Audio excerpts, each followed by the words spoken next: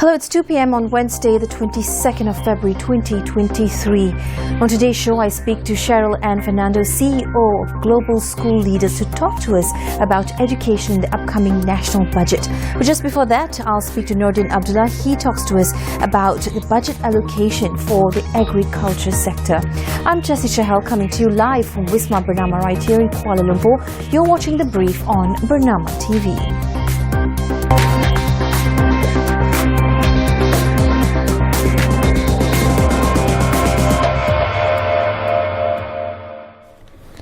We begin the news in brief with an update from the Parliament session today on improving global sentiment and investor confidence in Malaysia, as well as a moderation in the US dollar, are among some of the subjects or factors supporting the ringgit. According to the Deputy Finance Minister Stephen Sim Chee Keong, the ringgit had strengthened 3.2% between November 4th, 2022 and February 17th, 2023, or rather 2022, and this was due to domestic political stability, resulting in improved investor confidence, apart from the expectation of a slower interest rate hike in the US. And in other news, Defence Minister Datuk Seri Muhammad Hassan made a call on his Indonesian counterpart Prabowo Subianto at the country's Ministry of Defence building complex in Jakarta yesterday. It was apparently a productive discussion on defence cooperation. On another development, Malaysia and Saudi Arabia agreed to conclude negotiations immediately to institute the Saudi Arabia-Malaysia Coordination Council, or what will now be known as SMCC, which will be the main platform for bilateral cooperation in the future. Both sides agreed to increase bilateral trade. Foreign Minister Zamri also says that the Hajj quota for Malaysia this year will not be cut and will most likely be increased. Well, separately, businessman Adam Radlan Adam Muhammad, who was charged with 2 counts of corruption yesterday, was slapped with another 2 charges of receiving bribes amounting to 4.1 million ringgit in connection with the Jana Wibama project at the Sessions Court. Today, Adam Ramlan, aged 42, currently the Segambut Bersatu Deputy Division Leader, pleaded not guilty to both charges before Judge Ruzila Saleh. And the 2023 National Journalists' Day, or Hawana 2023 celebration, is set to be held in Ipoh, Perak from May 27th to the 29th, targeting the participation of over 1,000 media practitioners from all over the country. Communications and Digital Ministry Deputy Secretary General of Strategic Communications and Creative Industry, Mastura Ahmad Mustafa, says media practitioners from several ASEAN countries are also expected to join the event this time round. Well, now I'm joined by Nordin Abdullah, our crisis management analyst, to dive deeper into Budget 2023 tabling, which is scheduled on Friday this week. Nordin, in previous years, we've seen the highest budget allocations were given to the Health Ministry, of course, to combat COVID-19. But as we are currently facing food security challenges, should the government at this point consider giving a big chunk of the allocation to the agriculture sector? Well, Jessy, priorities have shifted away from that sector. And now, of course, when we talk about food security, it's closely linked to cost of living and the availability of food, as well as the availability of cost-effective food that is healthy. It has really become the key priority of the government. And we've seen some of the moves of it lately and some of the discussions, especially around the upcoming budget allocation. And we hope to see that the government does increase the allocation for the agricultural sector, but at the same time to look at other measures that will ensure that the sector is able to operate more efficiently, including the reduction of red tape and ensure that the things within the control of the government, especially in terms of the future of the digitized government, are also included as a priority for the agricultural sector. Right, and still on the same topic, Nordin, apart from obtaining land, would the allocation consider or include technology and education programs for agriculture players? This is an area that is very important, Jessy. When we talk about improving supply chains, it's not just about the land reforms. While they are very important and the ability to put large pieces of land together will help in terms of being able to mechanize the production, the use of drones, the use of other technologies is going to be very important. This is one area that we're looking at very closely in terms of international cooperation, especially through the Malaysia-Australia Business Council. Our food security and our agricultural committee is looking at ways that Australia and Malaysia can collaborate in terms of ensuring that the technology is there, as well as, and where we're looking at here is some of the areas that need to be better managed. Surprisingly, are areas like pest control and also water management, to ensure that not only are the food and the products produced are sustainable, but also they're able to be produced at a cost-effective manner. So this is one area that we're looking at. The other area I think we need to also continue to consider is the industry and ensure that from agriculture into downstream processing, that the values and the value of the halal industry is also brought to bear on this entire food security initiative that the current government is putting in place. That's right. Food security in mind, Nordin. What are some other incentives that the government could consider to address the price hike in crop yields, and also to help ease the Rakyat's burden? Ultimately, it will come down to access to good quality food, but also at affordable price points. Well, I think farmers, I think when we start to empower them, we need to start to look at initiatives within not just the supply chain, but when we get detailed into the cold chain, to ensure that the produce that is produced makes its way all the way to the consumer.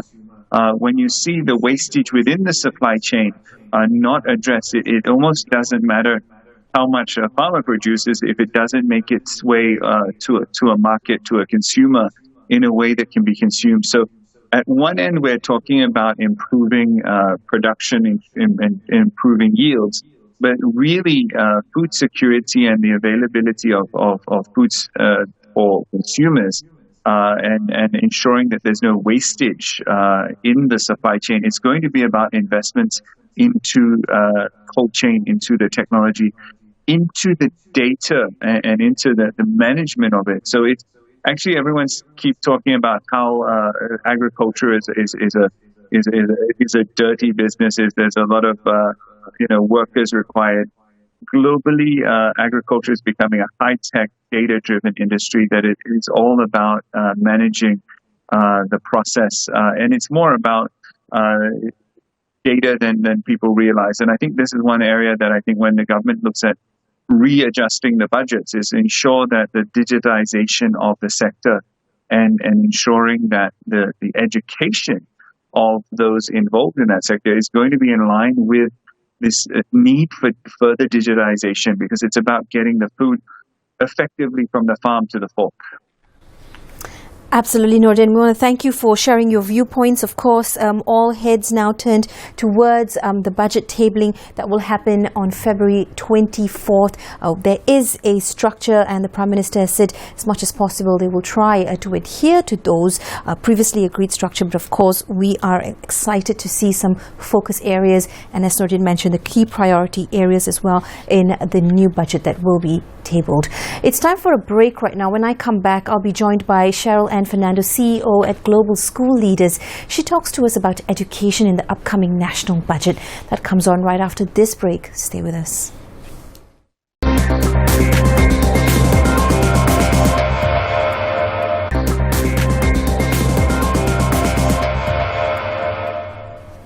Welcome back. We now move into the business brief. According to a dealer, the ringgit has continued to depreciate against the US dollar for the second consecutive day amidst persistent buying support for the safe haven greenback. Today, $1 is 4 ringgit 44 cents. In the meantime, according to an analyst, Bursa Malaysia opened on a low note this morning, tracking the weaker Wall Street performance overnight. At 9:20 a.m., the benchmark FBM KLCI slid by 3.84 points to 1470.17 from Tuesday's close of 1474.01. In the local business news scene, major investments related to the digital economy in Malaysia will soon be announced by the government. Economy Minister Rafizi Ramli says the announcement is not only good news for the country's economy, but it should be welcomed and used as a catalyst for Malaysia to accelerate all plans in the national digital economy blueprint. In other trending business stories, the prices of chicken and eggs are expected to be floated after June as part of the government's efforts to overcome food shortage. According to the Agriculture and Food Security Minister, prices will be floated so that the ministry in charge can monitor and assess fluctuations in the prices. Moving on to international business updates, as an economic crisis deepens and readers grow more attached to their phones, Sudan's once vibrant newspaper industry is in decline. Publishers are shutting down or reducing their print operations. Newspapers in the East African country have been battered by years of political censorship and economic hardship. Citizens now mainly get their news online, sometimes from online papers, but also through social media, where rumors and disinformation are rife. On our feature segment today, I'm joined by CHERYL and FERNANDO, CEO of Global School Leaders, to get her perspective on this Friday's revised budget tabling, particularly on the education sector. CHERYL, welcome on board The Brief. Thanks for being with us today. What are the main challenges schools face in rural areas with regards to infrastructure? For example, just in yesterday's news in Malacca, several schools have been using cabins for classes, and that's been going on for more than 10 years. CHERYL. I think, as we speak, we are at a workshop for our for our school leaders from Orang Asli schools in Perak, and they've been sharing with us the same challenges that we've heard over many years, right? I think, it's nothing new that the rural schools have been facing, but it's the frustrating part is the basic infrastructure is still not there when it comes to even having like proper roofs for their classrooms, even having tables and chairs and all of that. And this is something that has been going on for many years now, and we've been talking about the same things over and over again. Why, I think for me, what is more interesting is that why haven't we solved this problem? And every time, especially when the budget comes, we talk about allocation for infrastructure, and especially for rural schools. And year on year, they face the same problems, the same things: the roof, the classrooms, access for students, and things like that. Well, of course, that's also quite closely linked to the issue of cost and quote-unquote budgeting, but also resources. Do we have enough teachers to educate our children and the next generation? And while I'm at this as well, perhaps we also would like to question the fact that are the teachers still invested? Let's talk a little bit about their motivation and the quality as well. I think statistically we have enough teachers. So Malaysia has over 400,000 teachers. Statistically we have enough. It is just the distribution of teachers, I think, that is not done in a very strategic way, that leaves some schools, perhaps, they don't have enough English teachers, and then some schools they don't have enough maths teachers. So we have enough teachers. It's just the way they are distributed that is often the case. And that's why we have certain states that have they don't have enough, they have a shortage of teachers, and then certain states have excess more teachers. So I think for me it's about how can the ministry look at the proper distribution of teachers, especially looking at the needs of the different states. In terms of motivation, I think recently the ministry announced a few steps to help elevate the teachers, including, they don't have to certain programs or certain paperwork. I think that is definitely welcomed and definitely something that can increase teacher motivation. I think the motivation is always there. I've not met a teacher who said that, I'm not interested anymore. But of course, with like any other job, there is that burnout, and they struggle as well. So I like that they have reduced the teacher burden, especially recently.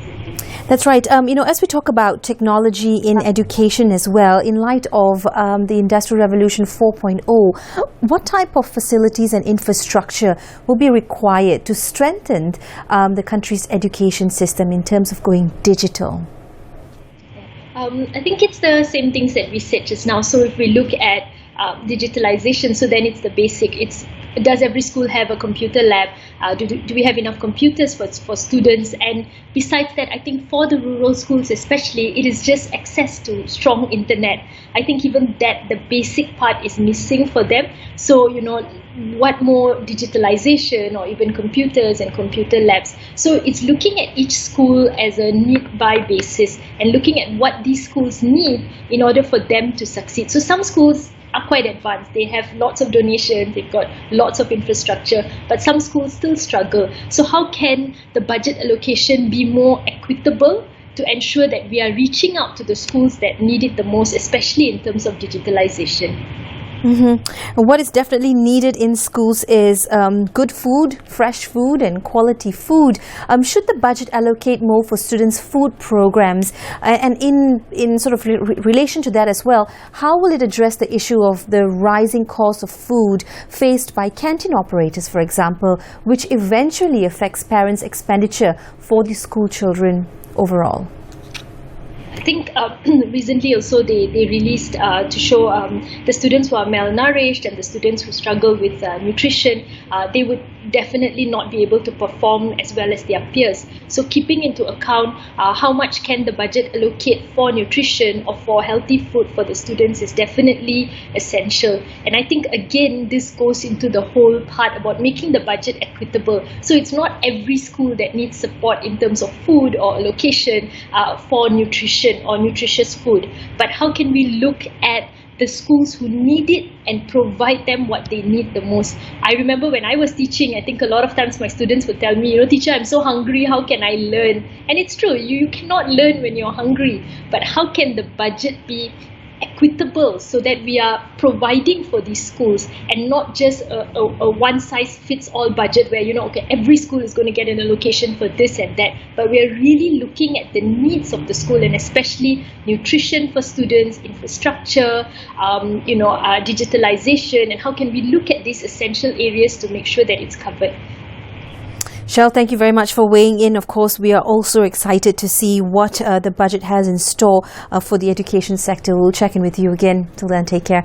I'm off to a quick break right now. When I come back, I'll take you around the globe on what's happening the world over.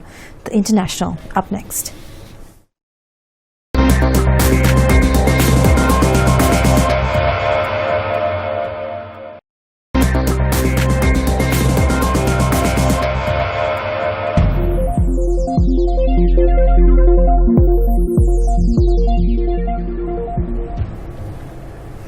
Welcome back. We begin the international with this. According to Russia's ambassador to the UN, the explosion in the Nord Stream gas pipelines in September was an act of international terrorism. Investigations by Denmark, Germany and Sweden have not yet concluded as the UN Security Council met to discuss the September incident. They say the consequences from the leaks in terms of greenhouse gas emissions were substantial and worrisome.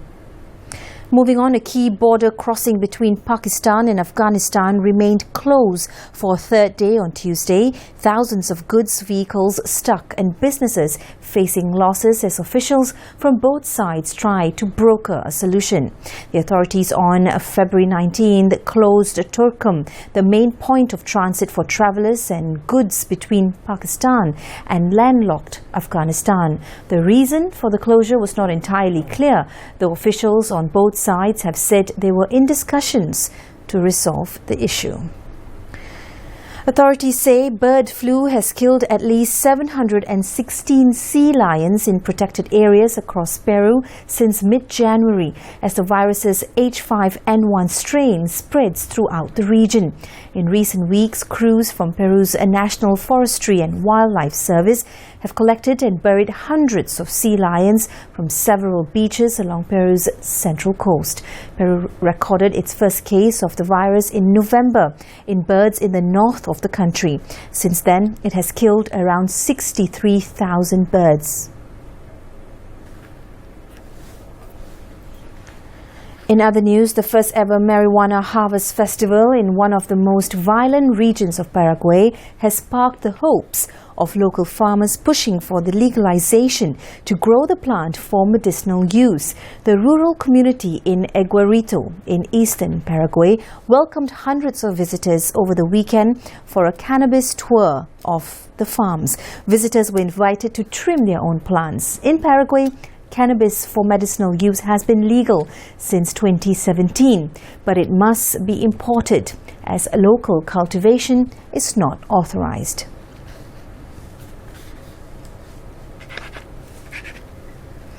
In Belgium, around 1,000 performers clad in traditional costumes featuring white wax masks and hats adorned with huge ostrich feathers paraded to the sound of drums in Belgium's most famous carnival yesterday. It was the first to be held in 3 years. To the cheers and applause of spectators, the merrymakers toddled down the historic streets with baskets full of oranges, throwing the fruit at revelers during what UNESCO says is one of Europe's oldest surviving street carnivals.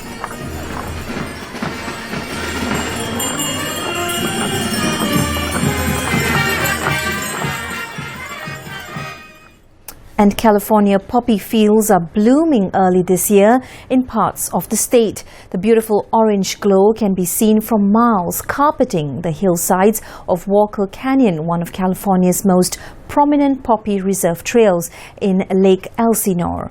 The wet weather in early 2023 set the stage for this phenomenon. Still, city officials are on high alert as the coveted social media destination is officially closed to the public.